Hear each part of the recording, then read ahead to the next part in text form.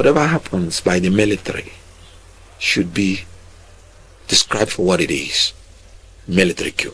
For me, it's not an Hausa coup, it's not a Yoruba coup, it's not an Igbo coup. It is a military coup. And that is how it should be described. Henceforth, it will be defamatory. Henceforth, for anybody to attribute that coup again to Ndibo. Hello everyone and welcome back. Thank you so much for stopping by.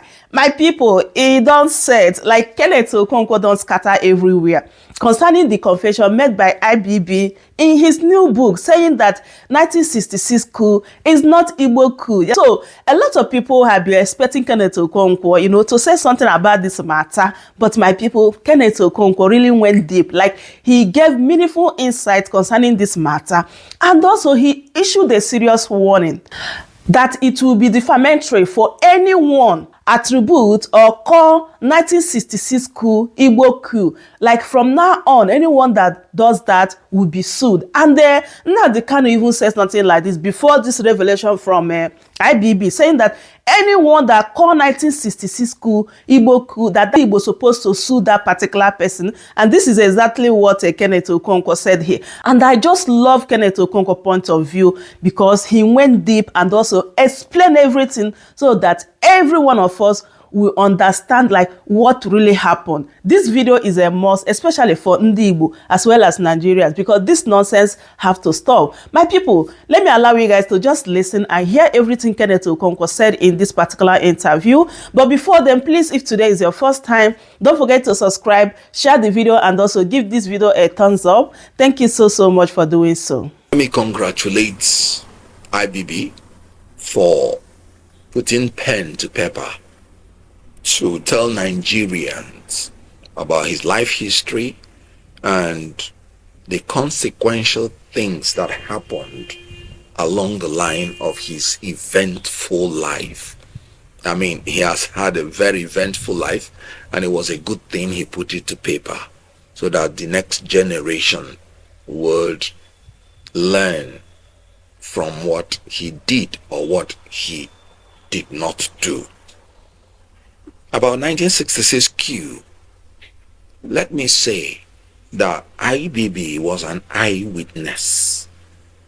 And in law, the evidence of an eyewitness is admissible without more, because that's direct evidence from somebody who saw it, who heard it, who perceived it. So it was good that he put pen to paper on that particular episode. The central point of his submission is the total exoneration of the Igbo people as being the architects of that coup. And indeed, it couldn't ever have been the Igbo people. First and foremost, the Igbo people have their traditional leaders, political leaders, social-cultural leaders, religious leaders. Before you hang something on a people, you must prove that their leadership cadre was involved in the conspiracy, in the planning and execution of a change of government by force, before you say it is done or was done by a people.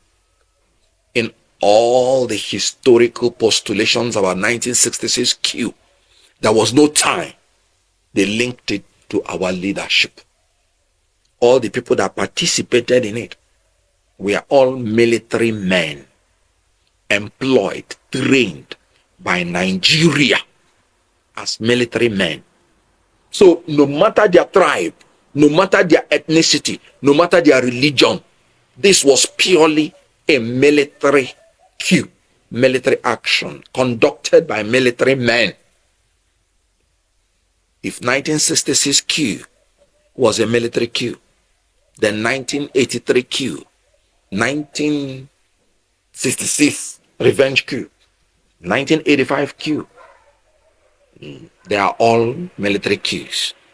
Why is it that we do not talk about the ethnicity or religion of all the people that carried out all these subsequent coups? Why do you say they are military coups? Because indeed they are military coups. So please, it is wrong to ascribe a military coup to a people, because the people are not part of the Nigerian army. So what happened in 1966 coup, first and foremost, was a military coup. Let's go into the nitty-gritty of the coup. What was the reason for the coup? The coup plotters adduced that it was to target the political class that has become corrupt and receives 10% from any contracts they issue out. 2, the intractable violence that followed the 1964-1965 election that was done in the Western region. You know, there was an acrimonious relationship between Akintola and Awolowo. And there was an allegation that the government, central government under Tafawa Balewa, rigged election in favor of Akintola, and it led to great violence in this Western region that became intractable. And then that was one of the reasons that the coup plotters struck. What was the aim of the coup? The aim of the coup was to bring Awolowo to become president. Don't take my words for it. Take the words of the Owa of Idoani, Major General Olufebi Olutayo, retired. He was a major in 1964 when he met Major Kaduna Nzogu in India. This was his words. Said he asked Nzogu, who do you want to pick to lead the nation if you succeed in the coup? He said they want to pick a man who was more knowledgeable than they were, who had what it took to make Nigeria great. And that man was Awolowo. It is not surprising, because by independence, Major Kaduna Nzogu was from Western region. That was where he was from. And by 1966, he was from Midwestern region. And everybody know that it is in the Eastern region that you have predominant Igbos. So Major Kaduna Nzogu was born in Kaduna, raised in Kaduna, and IBB said he was more Hausa than any other tribe. I give you an example. In Britain, there was a man whose name was Nigerian. He went into the street in a terrorist attack and used knife and hacked a law officer down. And Britain wanted initially to say, no, he's a Nigerian. Nigeria says, sorry. He was born in Britain. He has never even been to Nigeria. He was groomed, raised in Britain. So whatever about terrorism that concerns this particular person, he was not a Nigerian. Yes, we accept he has Nigerian name, but he is British because he was born and raised there. Kaduna is an Hausa name. Major Kaduna Nzogu was born in the north, grew up in the north. Even when he was carrying out the coup, his personal physician, who was his doctor, was an Hausa man. He wouldn't trust you if you were not an Hausa man, because that is him for you. Babangida said he was as Hausa as any, spoke fluent Hausa. So by birth, a Northerner. By nurture, a Northerner. By political affiliation, a Westerner. And Babangida rightly pointed out that he was only Igbo in name. His ancestry, not even all his names. The first name Hausa, the ancestral name Nzogu was what was Igbo. Look at the people whose reason was not because of anything happening in Igbo land. The people who struck to make a non-Igbo president. How does it have anything to do with Ndib? People have always said that part of the reason people suspected it was Igbo was because it did not happen in the eastern region. This is where they got it wrong. The question is, why did it not happen in the eastern region? One, eastern region was not harboring the capital of the Federal Republic of Nigeria. So if you're a coup plotter, the first place that you want to visit is the capital of the country. Because you don't have it, you're wasting your time. Who is that foolish coup plotter who will be risking his life in treasonable felony, chasing rats when the house is burning? So the center point of any coup is the capital of the country, which was located in Lagos. Secondly, there was no Igbo person in the political field that was occupying any command post that could have threatened the survival of the coup. Dr. Nnamdi Azikiwe was a ceremonial president, commanding nothing.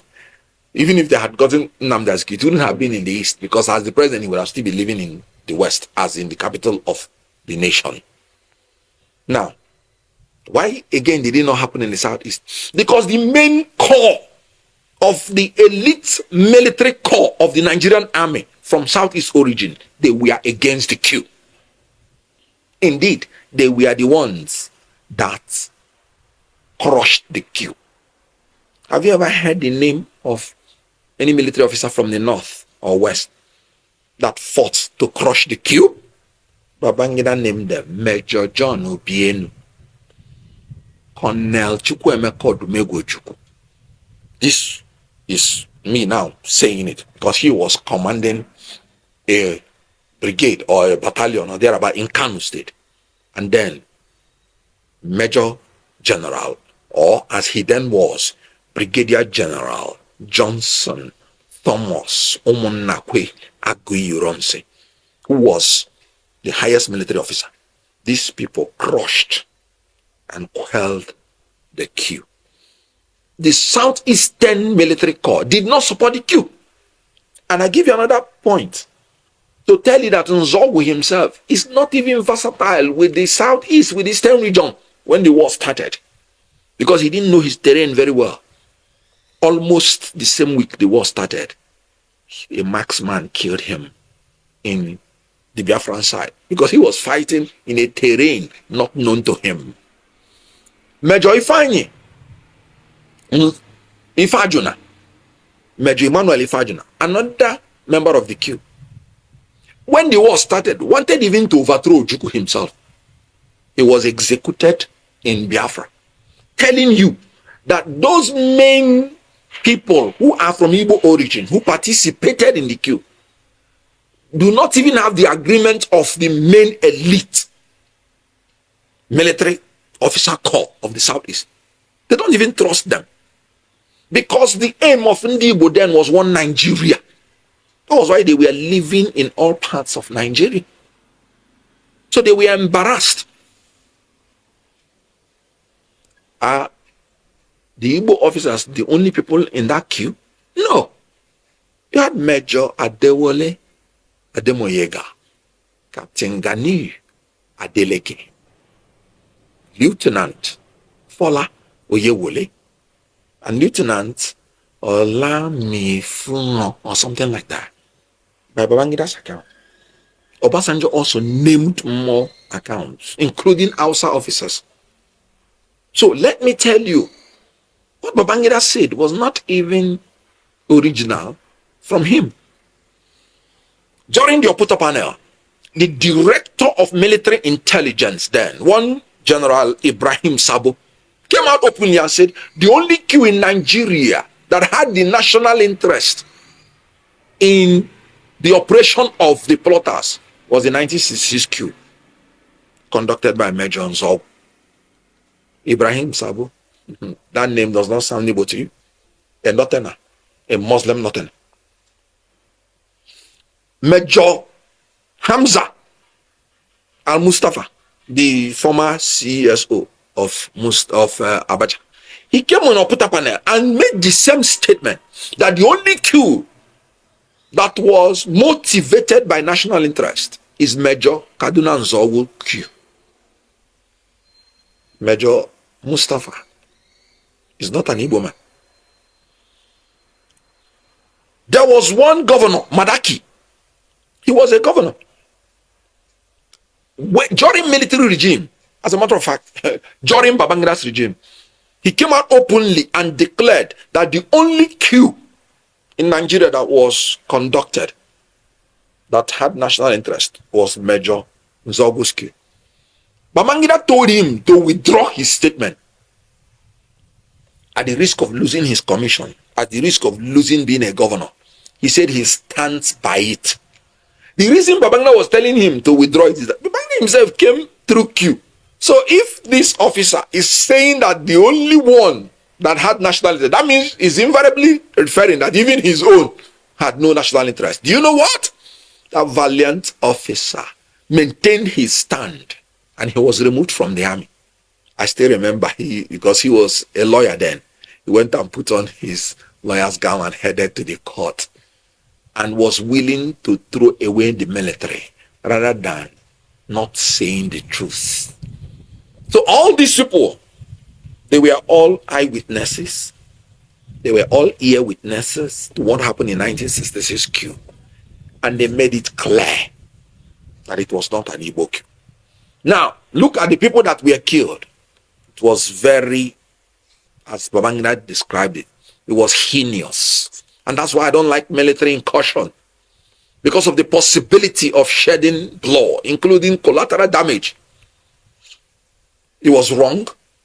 It was condemnable that these politicians, especially the ones that did not resist arrest, were killed. No, it was wrong. But do you know, the killing was all over Nigeria. Yes, it was a very terrible, bad thing to kill Ahmadu Bello, especially when he did not resist. Very terrible. Can't justify it. Tafawa Balewa was killed. You have some Yoruba officers that were killed. Those people were killed, they were killed because they were in line and could frustrate the coup. They were in line because they were perceived to be a threat to the revolution. Not because of where they come from. Not because of their ethnicity or religion. And this is my point to prove it. Lieutenant Colonel Ato Chinyelo Unebe was killed. They call him one of the most disciplined officers in Nigerian army. An Igbo man. The quartermaster general of Nigeria then.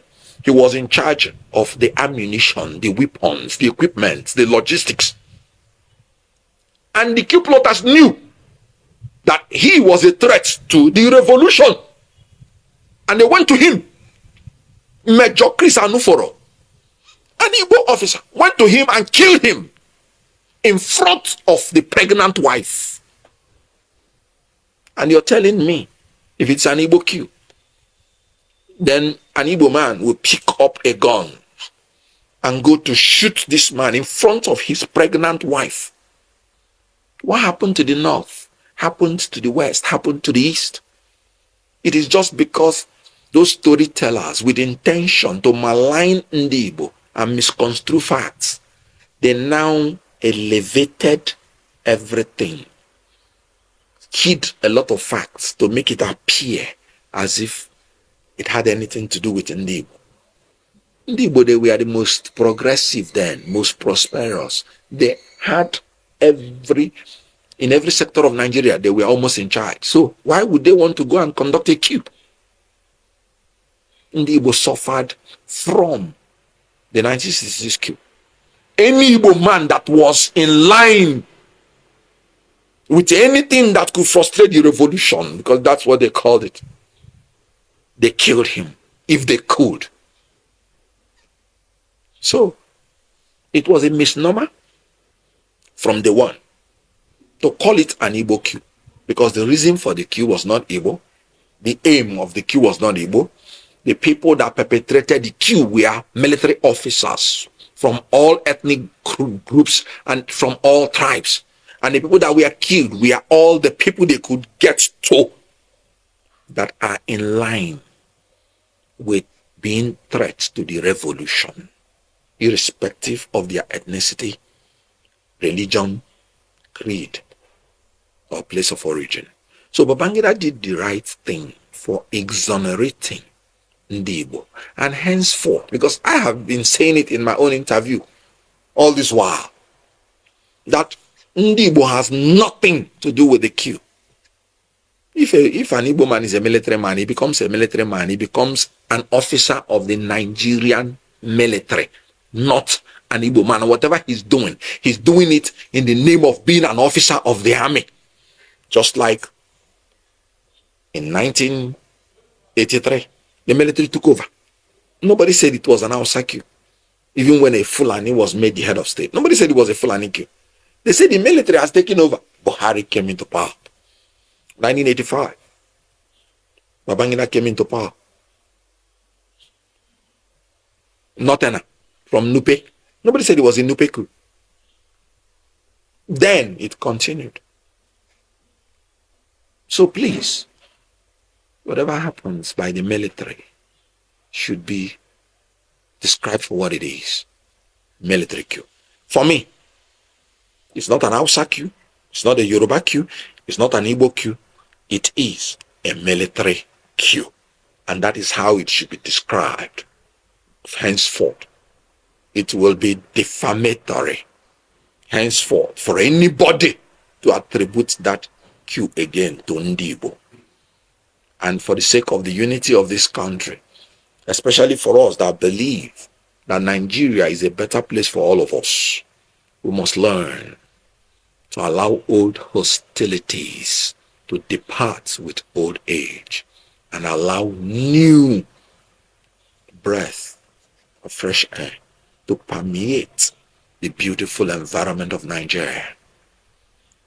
There are no Igbos, there are no Hausas, there are no Yorubas.